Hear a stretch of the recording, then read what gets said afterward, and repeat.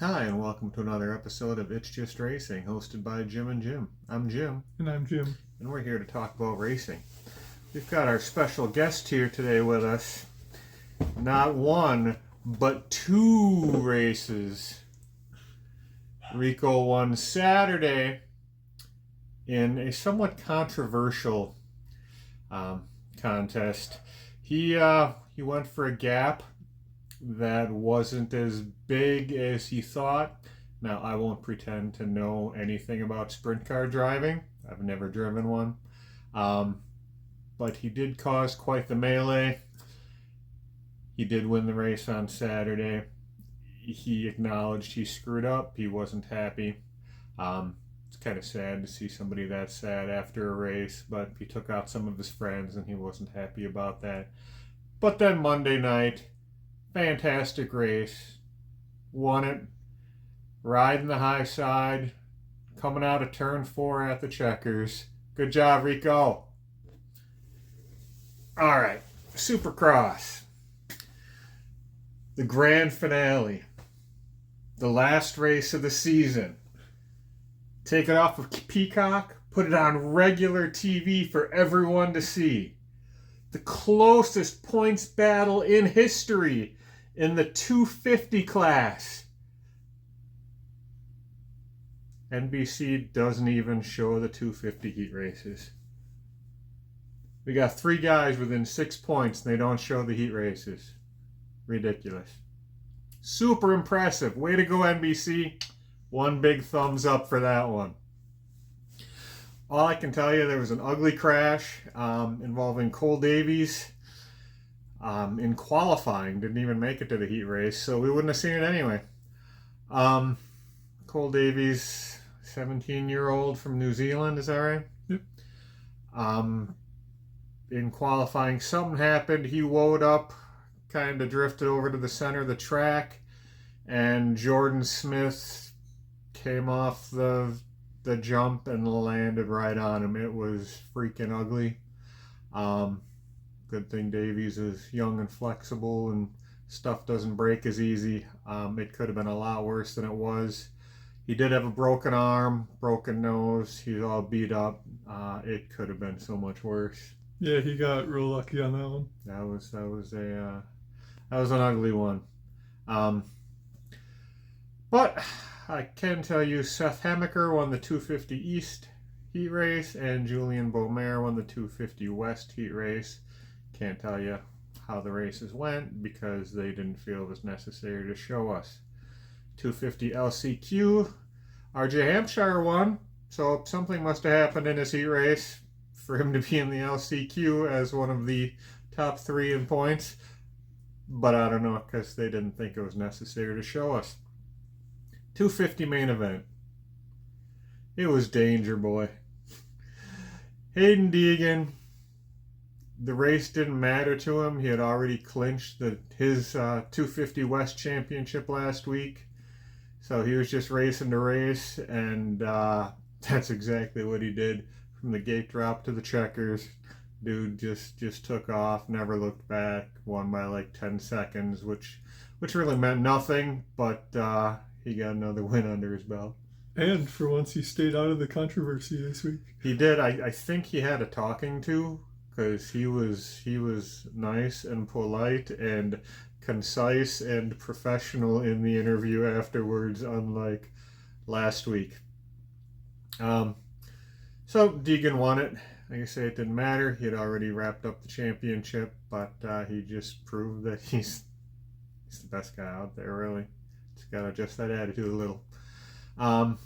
Seth Hamaker was on the cusp of winning his 250 East Championship. And someone Jim and I both like, RJ Hampshire, his helmet was on a little too, I don't know, backwards maybe. Maybe the strap was on a little tight, so he wasn't getting some oxygen. They're running second and third, so Deegan runs away with it. There's like 4 minutes left in the race, so like probably 6 laps. Seth Hamaker's in second. RJ Hampshire is in third. Just straight takes him out. Into a turn. Doesn't even turn. Slides under him. Wrecks him. And wrecks himself, so he doesn't even get any benefit of it. So they're laying there trying to get themselves untangled out of the mess that Hampshire started. And Tom Vial, quiet little Tom, just putters on by. Guy doesn't win races, but he stays out of trouble. So he passed them both. It was just a complete bonehead move. Well, and it was even dumber because RJ was the fastest guy out there besides Deegan, of course. He had gotten a bad start and he'd gone up through the field. He was lining up a pass on Hammaker. He could have made it the next lap clean and he could have gone on to win the championship. Both of them had passed Vial. Vial got the best start, but he just wasn't very fast. He never is. He's just consistent and stays out of trouble. Well, that's why he's got 2 championships to his name now. Yeah. But yeah, they had gapped Vial after passing him by about 7 seconds, and he still barely passed him, even with both of them on the ground. So. It was just stupid. RJ got to do better than that. That's frustrating. I felt for Seth. He took it like a pro. He didn't say anything, but I'm surprised there weren't hands thrown at that one. I mean, you could tell he was upset about it, but he acted pretty mature afterwards. I would expect more thinking, I guess, during the race from a guy who's been around as long as RJ, to know that that's not a move you make. Well, and RJ, he's a champ. He won the West Championship last year and decided to go for the East Championship this year, and instead screwed somebody out of it with a bonehead move. So the podium was Hayden Deegan first, Julian Beaumer second, Tom Vial putted along to third, which got him his second consecutive championship. Seth Hammaker was 3 points back, and RJ Hampshire was 7 points back in the championship. Moving on to the 450s, Aaron Plessinger, whole shot and won it in his heat race. Malcolm Stewart made it close at the end, gave him a little bit of a fight, but it was Plessinger's race all the way. 450 Heat 2, Cooper Webb had the whole shot, but Chase Sexton, as he's been doing this second half of the season, just blew by and won his heat race by about 5 seconds. 450 last chance qualifier was Kevin Morantz. In the main, old Cowboy Plessinger got the whole shot again. Cooper Webb passed him about the second lap, and then Sexton grabbed the lead and checked out. He won by like 12 seconds. Didn't really matter. Cooper Webb had a 7 or 9 point lead coming into the race, so he could just let Sexton go by and win. Ended up Sexton first, Malcolm Stewart second, Justin Cooper was third. I believe Cooper Webb was fourth. Yes, that sounds right. Yes, he could have finished fifth and still won the championship. He just rode around, finished fourth. Sexton had 4 wins and a second in the last 5 races, and it still wasn't enough to overcome all of the mental mistakes and screw-ups that he was making at the beginning of the season. I was harping so bad on him every week and every week and every week. He got it straightened out, but it just goes to show that you got to be a pro all year long, because the guy was unstoppable these last 5 races, but it just wasn't enough. Cooper Webb won his 3rd Supercross championship. He's getting in rarefied air up there, beating Chase Sexton by 2 points. Well, and that's the thing about Cooper Webb, is he doesn't always have the outright speed, but he's a very smart rider and he doesn't make mistakes, so he's always going to be up there, and that's how he's won his championships. Yeah, very consistent. There's also a battle for third. Justin Cooper finished third, just ahead of Malcolm Stewart. So that is the end of Supercross until like December or January. So all you people that get annoyed that I talk about Supercross, you can start watching again. We also had Indycar. They were at the Indy Road Course, as they're going to be in Indianapolis for the next few weeks. I really like the Indy Road Course. I think it's a great track. To start it out, Alex Palou was on pole position yet again. Graham Rahal was starting alongside him. Actually, the Rahal cars, they all did well in qualifying. All 3 cars started in the top 5, which is You don't see that often because they've struggled the last few years. Going into turn one, Rahal took the lead. He held the lead for a while over Palou. Colton Herta, he had a lap 2 incident with Callum Ilott. Both of them had damage, needed to pit. Herta needed a new front wing. Ilott had a little more damage and was pretty much out of it. Joseph Newgarden, before the start, he didn't even get to the starting grid. He needed 2 steering wheel changes before the start, and he was not able to get his grid position back. Yeah, that's kind of a silly rule because you have to have a radio. It's in the rules that you need to have a radio as a safety device. So he had to pit because he didn't have the radio. They changed the steering wheel. That one didn't work. They changed another steering wheel. That one worked. So in all other forms of racing, well, I can't say all forms of racing that I'm familiar with, if you have to pit before the race due to a safety issue, the race has not started yet, you get your position back. But in IndyCar, you have to get your position back before the final pace lap. So since he didn't get back out there with a working radio until the final pace lap, he had to start in the tail. Well, which was only 26th because unfortunately Kiffin Simpson, after a good qualifying for the Chip Ganassi team, his car just wouldn't start. And so he was unable to race. So that's got to be disappointing for the youngster out of the Cayman Islands. After that, once the racing got started, Marcus Ericsson, he had some sort of engine problem, it sounded like.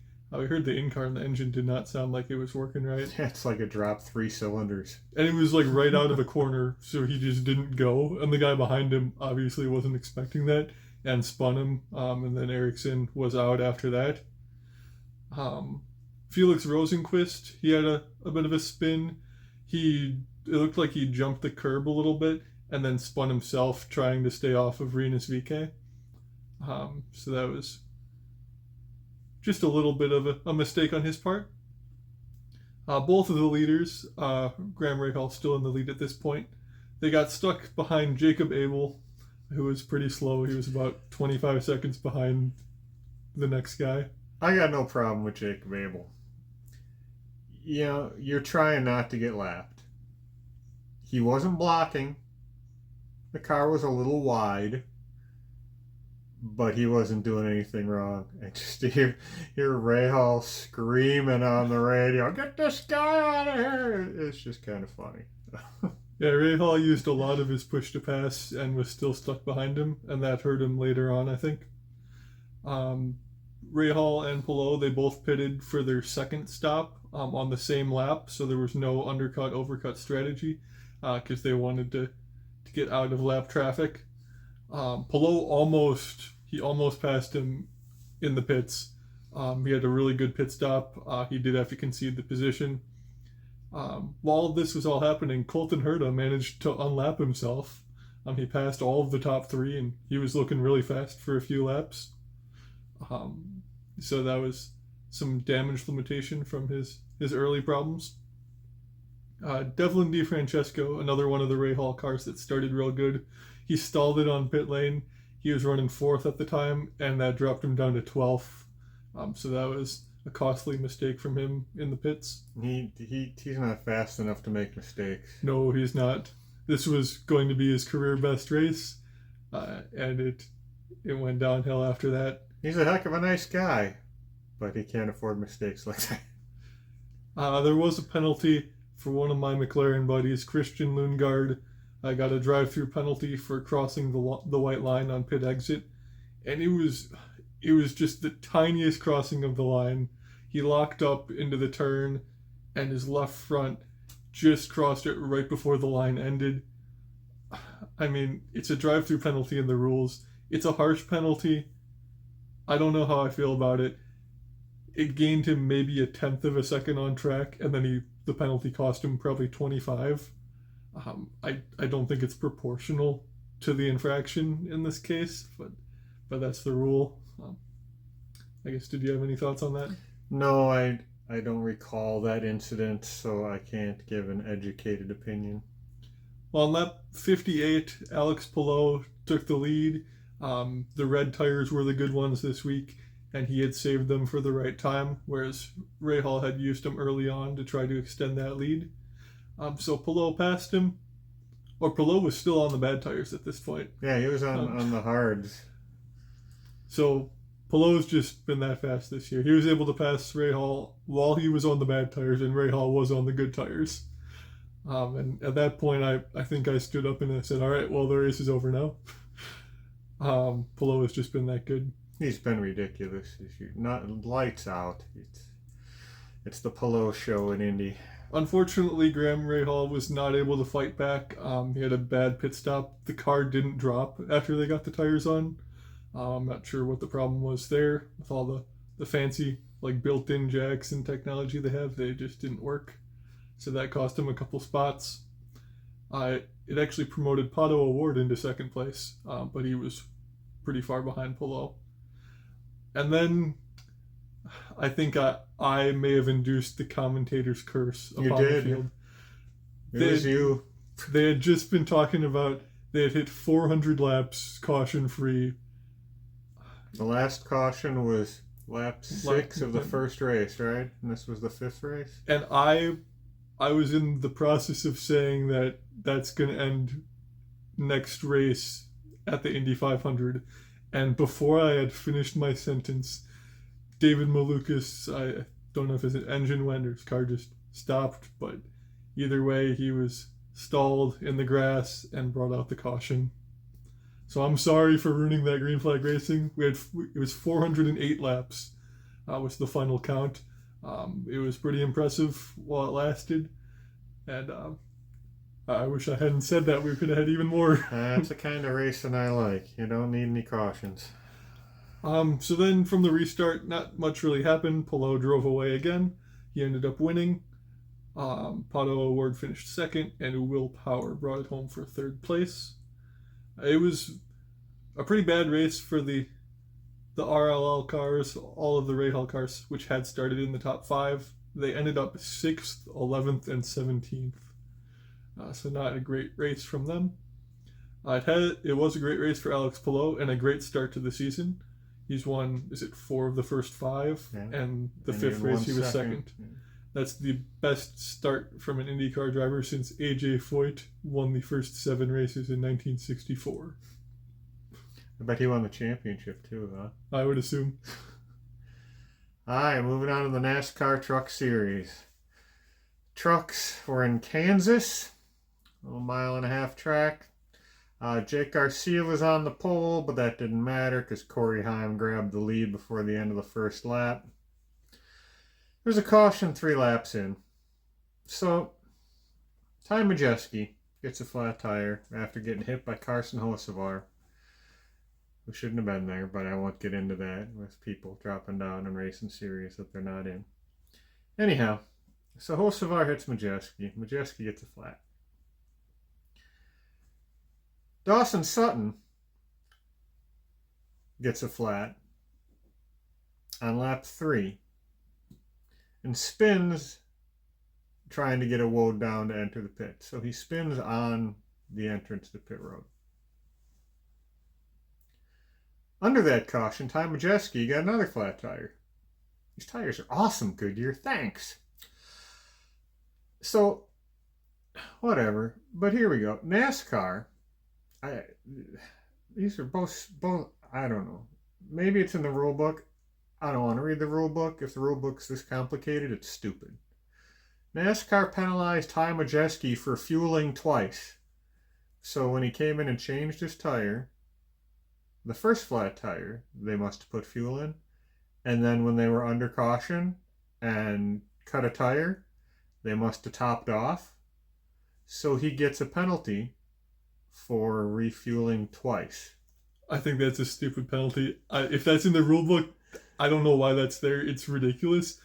In NASCAR, you go to a short track and you see people wrecking guys all the time, and you can't have penalties for that. But now you get a penalty for putting gas in your car? I guess. But wait, there's more. Dawson Sutton was held for 2 laps. He was penalized for intentionally causing a caution. Dude had a flat tire, got it down to the off the apron on the entrance of pit road, and the truck just snapped around on him. I don't know a lot about Dawson Sutton. I know he can run a late model pretty well. This is his first time in the trucks. I don't know if he's talented enough to spin that truck like that on purpose. Well, it was a flat on the left front, right? Yeah. And so he's coming off the banking and making a hard left-hand turn to pit lane while braking. Now, I'm no expert on physics, but if you've got a flat left front and you're making a left turn off the banking, your truck is typically going to spin to the left as his truck did. So again, a made-up caution by NASCAR. NASCAR, get your act together. Both those penalties were ridiculous. They're not needed, and they make no sense. I concur. So, after that, we had another caution. Someone blew another tire. But Corey Heim won the stage. And then Heim led the entire second stage caution-free until someone blew a tire. Yeah, good year. At that point, everybody pitted. Corey Heim's Jackman dropped the truck too early. They didn't have the right rear on yet. Or it was on, but they didn't have the lug nuts tight. So that dropped him out of the lead. Knocked him back to 16th spot. So that kind of sucked for Corey. But he wins all the time anyway, so oh well. Restart with 5 to go, and Grant Enfinger ended up winning stage 2. Carson Hocevar, who shouldn't have been there, pretty much dominated the third stage until the very end. Lane Riggs caught him. He was trying to make a race out of it. Kind of tried to wreck him. They both got sideways. Riggs got into the wall a little bit. They both kept going. Hocevar won it, but it wouldn't have mattered anyway because Riggs was disqualified from second place. I haven't seen any details yet. All they said was there was a bed cover issue. Perhaps he used a vinyl tonneau cover instead of a fiberglass one. I don't know. So hopefully we get a little bit more information about the bed cover issue that knocked Lane Riggs out of second place. Personally, my sarcastic opinion is following with NASCAR's earlier logic. His truck was too yellow, and it made the other drivers think there was a yellow flag. You were really concerned about that yellow truck all race, weren't you? Well, I mean, if you're just making up penalties, there's one for you right there. I guess. So that's my official analysis of the situation with Lane Riggs' disqualification. His truck was yellow. Yes. Until NASCAR tells us more, that's what it must have been. Maybe the bed cover wasn't yellow. Perhaps it was black. Oh, it didn't match. I don't remember. Well, moving away from NASCAR for a minute, for some more silliness, over in Formula One, there was no racing this week. We talked about it last week. With the Alpine team principal departing from the team and Flavio taking over. We were looking for this announcement. Jack Doohan, he has been fired, or sacked as they say over in England. And Franco Colapinto will be the new driver for Alpine on a 5-race contract. So stupid. They kept Jack. He's now the reserve driver. Oh, he is, is he? Yes. Okay. He's the reserve driver. They kept him. And they don't own Colapinto. Somebody else still owns him. I don't remember who. Oh, Williams or something? Yeah. So he's on loan for a 5-race contract as a tryout. So how Flavio says is that we're just going to try him for 5 races and maybe bring somebody else in for 5 races after that. This is just basically tryouts for next year's car with the new regulation. Well, I'd like to find the Formula One driver temp agency. I'd like to sign up, please. I'll take 5 races, even if it's in the Alpine. I'll be so far at the back I won't wreck. So that's true. And a little extra news. What was his name? Oakes? Oliver Oakes, yes. Yes, the former team principal It was announced a day after he stepped down when we thought it was because he had an issue with the Jack Doohan being demoted, that his brother was arrested with a shit ton of money in some foreign country. So I don't know what's going on there. I'm sure there will be some more information on that next week. So yeah, I heard it had something to do with Dmitry Mazepin and the Russian oil money, but who knows? who knows? Hopefully we find out because it'll give us something to talk about. Because there's not a lot of racing next week. I mean, Alpine, you can always count on them for a clown show of a team. It's better than their car, at least. Yeah. Now, on to some good racing. IMSA was at Laguna Seca for a standard 2 hours and 40-minute race. So just the 2 drivers per car for that one, and no LMP2s. So just the hypercars and the GTs. You had Dries Vanthoor in the BMW, 4 for 4 this year. He's been on pole every race. Interesting note about that. A pole sitter has not won an IMSA race since Canada 2 years ago. So unfortunate stat for Dries. He was looking to turn that around this race and break the Porsche Penske stranglehold on the championship. We'll see how that turned out. I sure hope they get a bonus of some sort for pole, otherwise nobody's going to start trying anymore. Well, in IMSA, you do get bonus points Oh, towards the there you go. championship. All right. I forget how many it is, but you get it's equivalent to 1 position in the race, if I remember correctly. Once the race started, in GT Pro, you had the 48 BMW, that's the Paul Miller car, had a drive-through penalty for changing columns before the start line. And he was starting on the outside of the front row, so kind of a silly move that cost him basically the race in a shorter race like this. And IMSA, you have to stay in your column left or right until the line, and he just tucked in right behind the leader, and you can't do that. We call that a lane here in America. Column, that sounds like an accounting term. Well, that's what they say in IMSA. They say he crossed the column. Then there was another mistake trying to recover those positions. Ended up getting into the back of one of the Corvettes. Had to pit again for damage to fix one of the dive plates on the front. It was sticking out. Probably wasn't very aerodynamic at that point. What kind of a car was this? It was a BMW. Well, how come every time you talk about IMSA, BMWs are crashing into Corvettes? I don't know. I guess it's just a theme we see. Huh. And then the number 6 Porsche Penske almost took himself out of the race early, getting around one of the GTs. He saved it. It was kind of a sketchy moment. He was driving real careful for a few turns after that. I lost a couple spots in about 10 seconds on track. And that was Matt Campbell driving at that point. The DXDT Corvette in GT Amateur had a unfortunate moment. They stalled it in the pit lane. It wasn't really the driver's fault. I forget who it was.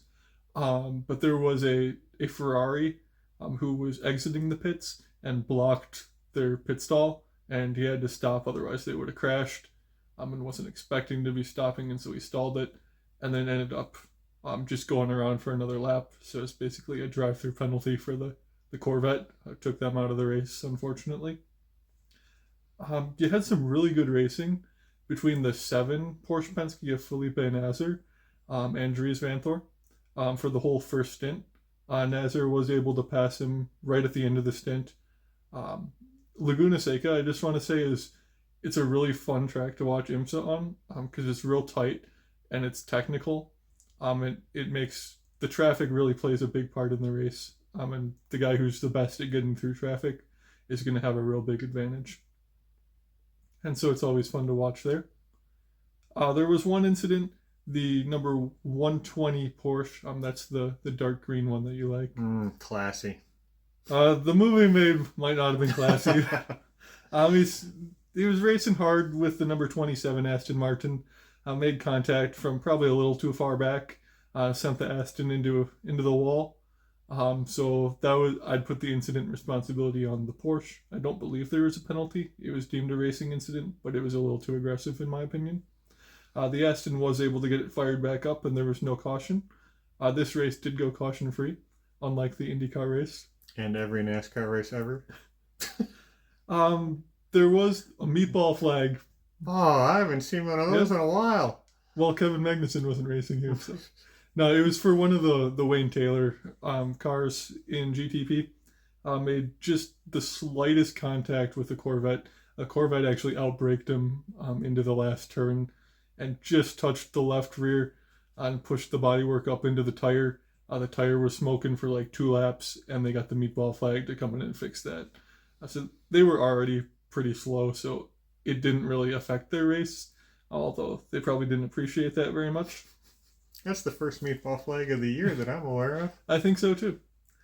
And then you had on the pit strategy, the number 6 Porsche was able to take the lead from the sister car by saving a little more fuel, and then they didn't have to stop for as long on that last stop. So the Penske Porsche passed the Penske Porsche? It's true. Yes. All right.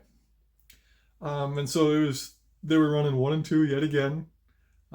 They've done that every race this year. In the last stint, Dries Van Thor, he was trying to catch up. He caught him pretty quick. He pulled in about a 10-second gap in maybe 20 minutes. I mean, he's just been very fast this year, just hasn't had the results to show for it. Traffic was a huge part of the result of this race. There were 2 GTPs that were getting lapped, and those were pretty hard to get around for the leaders. Just like an IndyCar, if you're getting lapped by your class leader, you don't have to get out of the way. You can drive them as aggressive as you want to, and the guys getting lapped did so. And so that closed the top 3 up. With 5 minutes to go, there was 1 second between them. So it was some really close racing. On the last lap, the number 6, Mathieu Jaminet was driving. He got a little bit of separation in the traffic. Dries Van Thor went for a move 3 wide around the outside of Nick Tandy, going into the last corner. They made just a little bit of contact, and it sent Van Thor off onto the escape road, and I think it broke the steering. And so it was a Porsche Penske 1-2, and Dries was able to limp the car around for a 3rd place finish. Now, when I watched the replay, it looked to me like Van Thor realized that he sent it too much, and he actually took himself out to make sure he didn't wreck the Porsches. I don't know if that was his thought process, but that's what it looked like to me. If that's what it was, all class, props to you. But that's what it looked like to me. I mean, I just think it was an optimistic move. It didn't work out, and he just cut his losses. Yeah. But good driving from him the whole race, regardless of what it was. And so it was Mathieu Jaminet and Matt Campbell in the winning Porsche this time. This was their first win. The sister car won the other races. And so Porsche Penske has still finished 1-2 in every race this year. Now, is this the series where they do the balance of performance or balance of power adjustments every race? Not every race. They do it a couple times, not as much as in the WEC, but they do have a bop to keep the cars somewhat level. So are they going to bop these Penske Porsches that have come in 1st and 2nd every single race soon? That's yet to be determined. We'll have to see. But first, onto the GTs. Rexy, or actually they brought the pink car this week, so it was Roxy. Roxy. Yes. So Roxy was able to beat the Dragon Speed Ferrari for another GT Pro win. And in the GT Amateur division, it was the number 57 Windward Mercedes who got another win. So now when Rexy wins a race, he gets a gold tooth. What happens when Roxy wins? Does she get like earrings or something? I don't know. This was the first win in Roxy, so we'll just have to wait and see. We'll find out. All right. NASCAR Cup Series. It doesn't have a sponsor name. It's just an empty cup. They were also in Kansas. Xfinity was off. 7 cars had to start from the rear due to damage from cutting tires down in practice. Hey, good job, Goodyear. Now, I know Goodyear's going to blame the teams for not having enough tire pressure, but when you have this many tires blow in practice and they continue to blow in races, I'm sure the teams made adjustments and the tires were still blowing like crazy. But anyhow, Um, it was the Kyle Larson show. He led the whole stage except during green flag pit stops. Um, Obviously won the stage also. A couple of notes. AJ Allmendinger grenaded his motor on lap 6. Um, had a few things to say about the engine builders and teams on the radio, which I'm sure he'll be spoken to about. He was not happy. He's always been emotional on the radio. And Denny Hamlin lost his clutch at the start of the race. He was able to continue for most of the race, but did not finish. Kyle Larson led all of stage 2 except for the green flag pit cycle. Chase Elliott almost got him at the line. Larson's tires were gone at the end of the run. He was able to hold him off. It seemed to be kind of a theme on the longer runs. The dirt guys, they were burning their tires off. Obviously more aggressive type of driving, and they're a little harder on equipment, and it was obvious with these tires. There was a big benefit to tires. It was funny. Watching the pre-race, I don't know who it was, whatever announcer guy with the keys to the race, saying, don't be afraid to just take 2 tires and get track position. Okay, we've had tires blowing left and right in practice. You got tires blowing in the truck race the day before, and one of your keys to the race is take 2 tires? I don't think so. You were seeing like a 2 seconds a lap difference from new tires to old tires. You ain't never taking 2 tires when it's like that. Anyhow, Chase Elliott's crew got him out there first off pit road. He grabbed the lead to start stage 3. Then NASCAR got stupid again. Driver's not driving. There was a 3-car wreck on the restart. Caution. Then we went 4 wide on a restart, which sent Kyle Busch into the infield. Caution. We figured 4 wide wasn't cool enough. Let's go 5 wide this time. So, some 5 wide stupidity. That didn't work out so well, so there was a 4-car wreck after that. It was a decent race. It was fun to watch. I know you guys like crashes. I like racing. After that got cleaned up, we finally got some laps together, and Kyle Larson won the race. And saving the best race of the weekend for last, the WEC was over in Belgium for the 6 hours of Spa at the circuit of Spa-Francorchamps. That's a lot of time on a spa. I would think you would get overheated and your fingertips would be wrinkly. Well, maybe not if you're driving a race car. Perhaps not. That's why they have driver changes. It was all Ferrari once again in qualifying. Ferrari was starting 1, 2, 3. In WEC, they bop the winning teams after every race. Ferrari, they were given a 10-kilogram weight penalty. How much is that in American? 22.5 pounds. Oh, that's a lot of weight. And they had some horsepower taken away, and they still were 1, 2, 3 in qualifying. So that those cars they're working. I guess they're getting a bigger bop before the next race. Yep. And so they started out well. The number 5 Porsche Penske, they're not doing too well over in Europe. Number 5 spun on the first lap. Had a little bit of help, but spinning on the first lap is never ideal. Kevin Magnussen, he made it was a rather insane pass. I know you saw the replay of it. Passing a couple GTs, going 3 wide. There wasn't any room, and he decided to go for it anyways. Was completely on the grass at probably 170 miles an hour. Your thoughts? K-Mag's an old man. He knows what he's doing. He saw grip in that grass, and he just gave her. I mean, it's got to be the world's most expensive lawnmower, but he kept it straight. He passed them both. I'm really not sure how he didn't wreck. Because he's K-Mag. There was some good racing, really good racing in the midfield. The Peugeots were actually pretty quick. One of them actually led for a while. You don't see that often from a French car. But the the balanced performance really does keep it competitive. Alpine took the lead with about 3 hours gone, right around the halfway point. So I think there were 7 different teams that led or were in the top 2. The first caution was for the number 95 McLaren. It was Sean Golael driving.